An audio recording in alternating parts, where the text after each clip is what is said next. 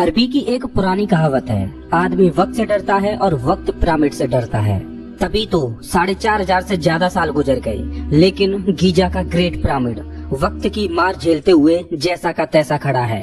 इतने लंबे समय में वक्त भी इसका कुछ नहीं बिगाड़ पाया। दुनिया के प्राचीन 7 अजूबों में से सिर्फ गीजा का एक महान पिरामिड ही बचा है। बाकी के 6 प्राचीन अजूबे वक्त की मार में कहाँ गायब हो गए पता ही नहीं चला। जब भी हमें अपनी आधुनिक टेक्नोलॉजी पर घमंड हो तो हमें वक्त में एक बार पीछे मुड़कर गीजा के इस महान पिरामिड को जरूर देखना चाहिए। क्या हमने अपनी आधुनिक टेक्नोलॉजी से ऐसा कुछ बनाया है जो बिना किसी मेंटेनेंस के गीजा के इस महान पिरामिड की तरह 4,500 सालों तक वक्त की मार झेल पाए? नमस्कार दोस्तों, मैं हूं श्याम तोमर, आपका स्वागत करता हूं इस वीडियो में। यूं तो पृथ्वी पर जगह जगह पिरामिड्स मौजूद हैं, लेकिन गीजा का ग्रेट पिरामिड रहस्यों से भरा पड़ा है। ग्रेट पिरामिड के रहस्यों ने वैज्ञानिकों को भी हैरान कर रखा है और ये प्राचीन काल के 7 अजूबों में से एक है। दरअसल इजिप्ट में गीजा के कायरो शहर के पास 3 पिरामिड्स का एक समूह है, जिनमें से एक है द ग्रेट पिरामिड।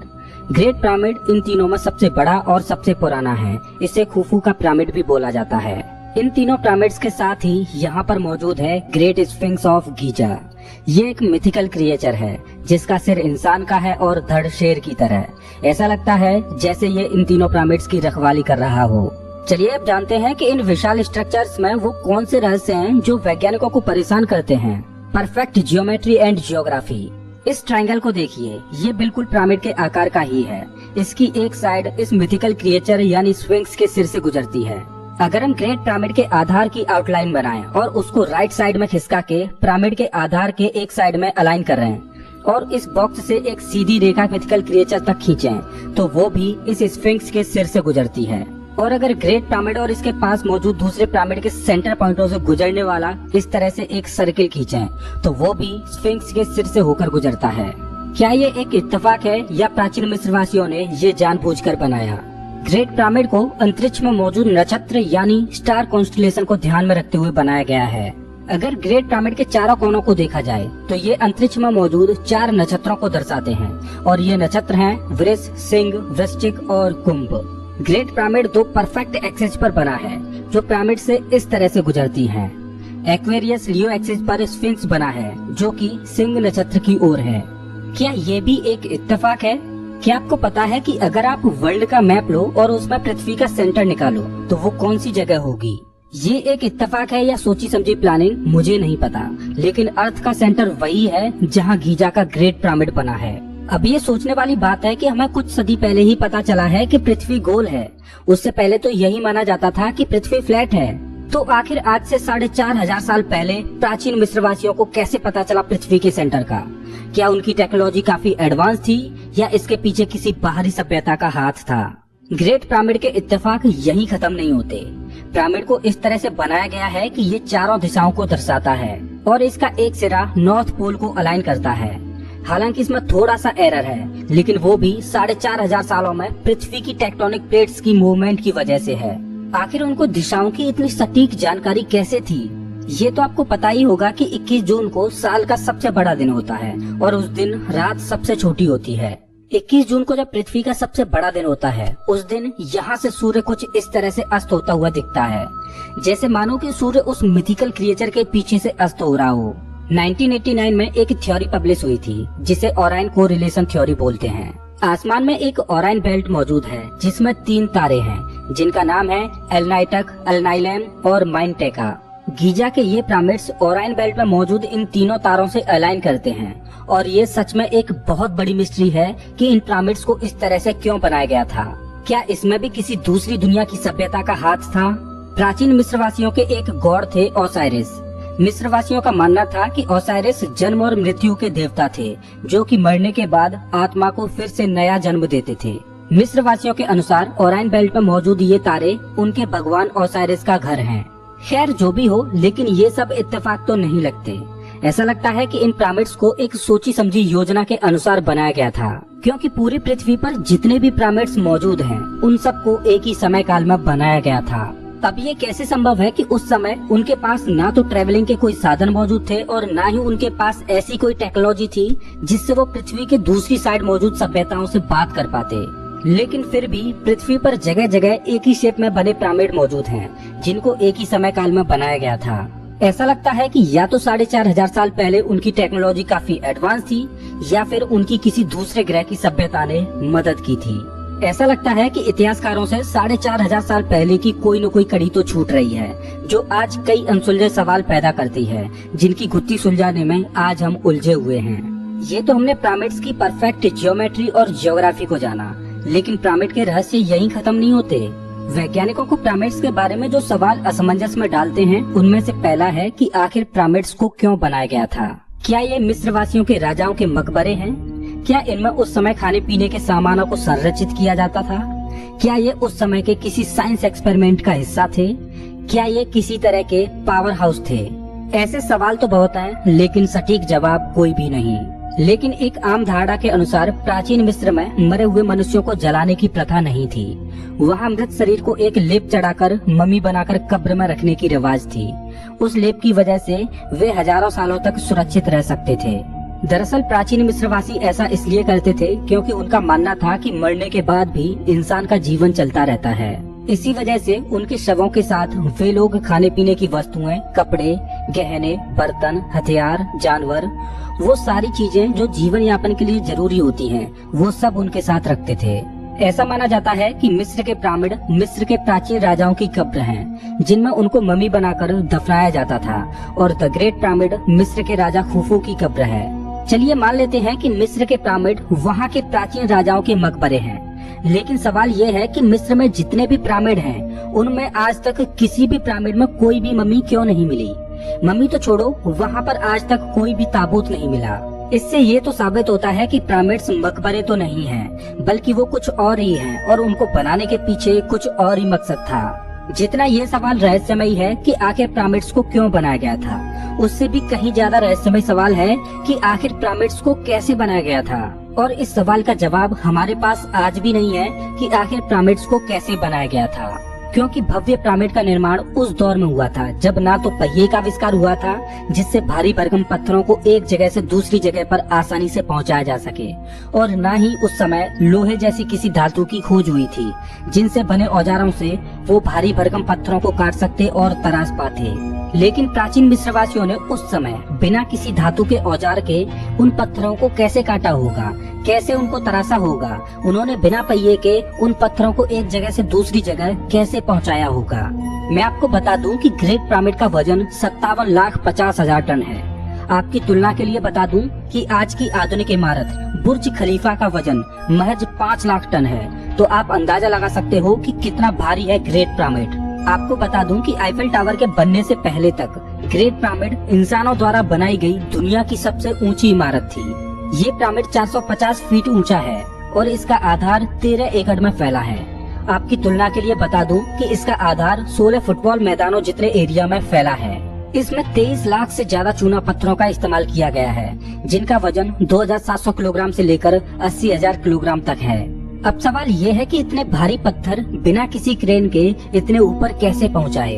आम धारणा के अनुसार ऐसा माना जाता है कि ग्रेट पिरामिड का निर्माण 20 सालों में पूरा हो पाया था और भारी भरकम पत्थरों को पहाड़ों से काटकर लकड़ियों और रस्सियों से खींचकर लाया गया था। लेकिन अगर पिरामिड को ऐसे ही बनाया गया था तो उनके पास सिर्फ 2.5 मिनट होता था, जिसमें किसी पत्थर को पहाड़ से काटने, उसका वहां से मरुस्थल तक लाने और उस पत्थर को तराशने और फाइनली उस पत्थर को इतनी ऊंचाई पर लगाने में। ऐसा माना जाता है कि पिरामिड में लगे पत्थरों को 500 मील दूर से लाया गया था।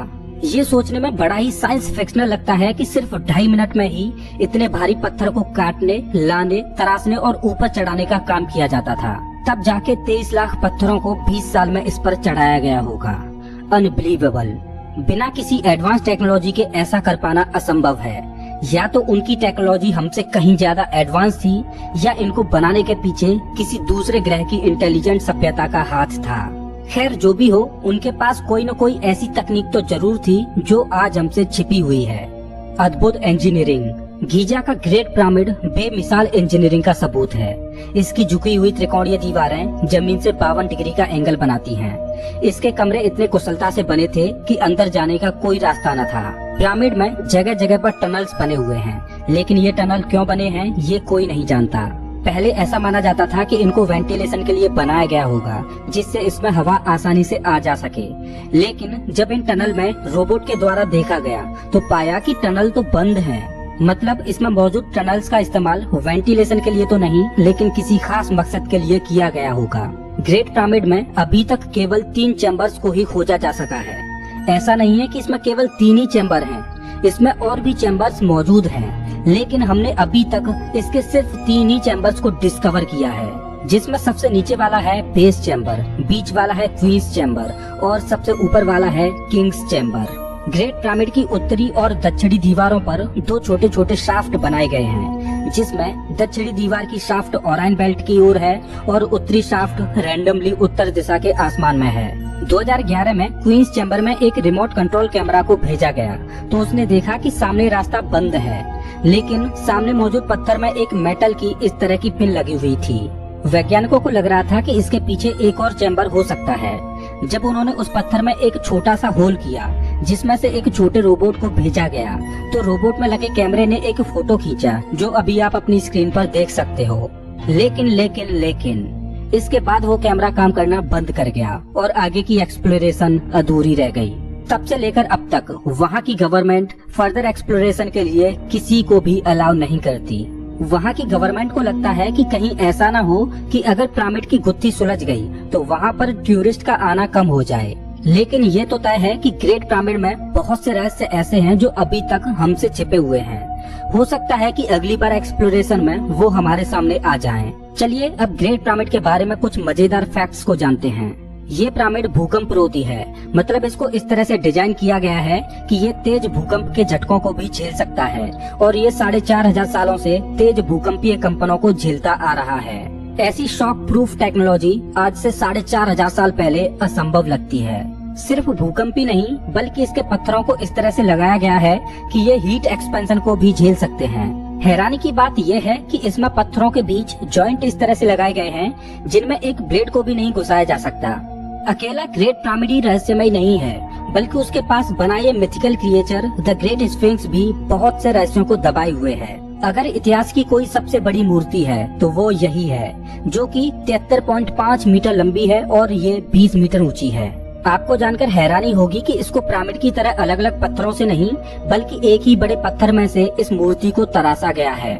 दरअसल पिरामिड का रेगिस्तानी इलाके में होने की वजह से हजारों सालों से ये मूर्ति रेत में दफन थी। जमीन पर सिर्फ इसका ऊपरी सिरा ही दिखाई देता था, लेकिन साल 1900 में इसके आसपास से रेत को हटाया गया और इसकी पूरी शेप लोगों के सामने आई। साल 1995 में जब इस स्टैचू को रिनोवेट किया जा रहा था, तब वर्कर्स ने एक्सीडेंटली इसके नीचे टनल्स को डिस्कवर किया जो कि सीधे इसके नीचे जा रहे थे। ऐसा माना जाता है कि जब इस स्टैचू को बनाया गया होगा तब ये कुछ ऐसा दिखता होगा, लेकिन हजारों सालों से आए कुछ बदलावों की वजह से ये कुछ ऐसा हो गया है। आपको जानकर हैरानी होगी कि ग्रेट पिरामिड के अंदर एक नेचुरल एसी है, मतलब इसके अंदर साल के 12 महीने 20 डिग्री सेल्सियस तापमान बना रहता है। जैसा कि हम जानते हैं कि गीजा का पिरामिड रेगिस्तानी इलाके में बना है जहां भीषण गर्मी रहती है, लेकिन फिर भी इसके अंदर का तापमान आइडियल रहता है। क्या आपको पता है कि 12वीं सदी के अंत में इजिप्ट के एक सुल्तान अल अजीज ने गीजा के पिरामिड्स को तोड़ने की कोशिश की थी। अब ये तो सुल्तान ही जाने कि वो ऐसा क्यों करना चाह रहा था, लेकिन लगातार 8 महीनों तक जिन वर्कर्स ने पिरामिड्स को तोड़ने की कोशिश की थी, उन्होंने 8 महीनों में इस पिरामिड को इतनी क्षति पहुंचाई थी। वो मुश्किल से एक दिन में 1 या 2 पत्थर ही निकाल पाते थे। फाइनली 8 महीनों बाद हार मानकर अल अजीज ने अपना फैसला बदल दिया और पिरामिड को तुड़वाना बंद कर दिया। आपको बता दूं कि ये पिरामिड ग्रेट पिरामिड के पास बना छोटा वाला पिरामिड है। वैसे अच्छा हुआ कि अल अजीज ने अपना फैसला बदल दिया, नहीं तो उसका सारा जीवन निकल जाता, लेकिन फिर भी ये पिरामिड्स टूटने वाले नहीं थे। हालांकि उसकी इस कोशिश ने मेनकायर के पिरामिड पर ये बड़ा सा गड्ढा बना दिया। Power plant theory. पिरामिड्स पर दी गई एक मॉडर्न थ्योरी के अनुसार ऐसा माना जाता है कि पिरामिड का इस्तेमाल इलेक्ट्रिसिटी बनाने में किया जाता था। इस थ्योरी के अनुसार ये कोई मकबरे नहीं बल्कि बड़े बड़े पावर प्लांट थे जिनसे इलेक्ट्रिसिटी जनरेट की जाती थी और इस इलेक्ट्रिसिटी का उपयोग पूरे मिस्र में किया जाता था। इजिप्ट में एक मंदिर है जिसका नाम है डेंडेरा लाइट कॉम्प्लेक्स। ये इजिप्ट के सबसे रहस्यमय मंदिरों में से एक है। वैसे तो इस मंदिर में काफी रहस्यमय आर्ट छिपी हुई है, उन्हीं में से एक है ये आर्ट। इसे डेंडेरा लाइट बोला जाता है। ये तस्वीर देखने में आधुनिक लाइट बल्ब की तरह दिखती है। अगर ये एक लाइट बल्ब की तस्वीर है तो डेफिनेटली प्राचीन इजिप्ट में इलेक्ट्रिसिटी मौजूद थी, जो कि बड़े बड़े पावर प्लांट यानी पिरामिड से आती थी। क्या पिरामिड्स का निर्माण इलेक्ट्रिसिटी को जनरेट करने के लिए किया गया था? Erich von Daniken theory. Erich von Daniken ने एक किताब लिखी थी जिसका नाम था चैरियट्स ऑफ द गॉड्स। इस किताब में एरिक वॉन डैनिकन ने एक अलग ही थ्योरी दी थी। एरिक के अनुसार पिरामिड्स का निर्माण इंसानों ने नहीं बल्कि दूसरे तारामंडल से आए परग्रही जीवों ने किया था। एलियंस ने ही अपनी एडवांस टेक्नोलॉजी के द्वारा परफेक्ट ज्योग्राफी और जियोमेट्री को देखते हुए अपनी आधुनिक मशीनों से इन पिरामिड्स का निर्माण किया था। दरअसल इतने भारी भरकम पिरामिड्स एलियंस की वैज्ञानिक परीक्षण करने के लिए प्रयोगशालाएं थीं, जिनमें वो अपने वैज्ञानिक परीक्षण करते थे। वैसे पिरामिड्स के बारे में थ्योरी तो बहुत हैं और सभी थ्योरी सुनने में बहुत मजेदार लगती हैं, लेकिन कौन सी थ्योरी सच है ये कोई नहीं जानता। कोई नहीं जानता कि पिरामिड्स को आखिर क्यों बनाया गया था। कोई नहीं जानता कि आखिर पिरामिड्स को कैसे बनाया गया था। 4500 सालों से खड़ी ये विशाल इमारत अपने अंदर कितने रहस्यों को दबाए है ये कोई नहीं जानता, लेकिन हम उम्मीद करते हैं कि भविष्य में हम इन सभी गुत्थियों को सुलझा लेंगे। दोस्तों, पिरामिड्स के बारे में आपके क्या विचार हैं प्लीज कमेंट बॉक्स में जरूर बताएं। अगर आपको ये वीडियो अच्छा लगा हो तो इसे लाइक करें और ऐसे ही मजेदार वीडियोज के लिए चैनल को सब्सक्राइब करें, साथ ही बेल आइकॉन दबाएं।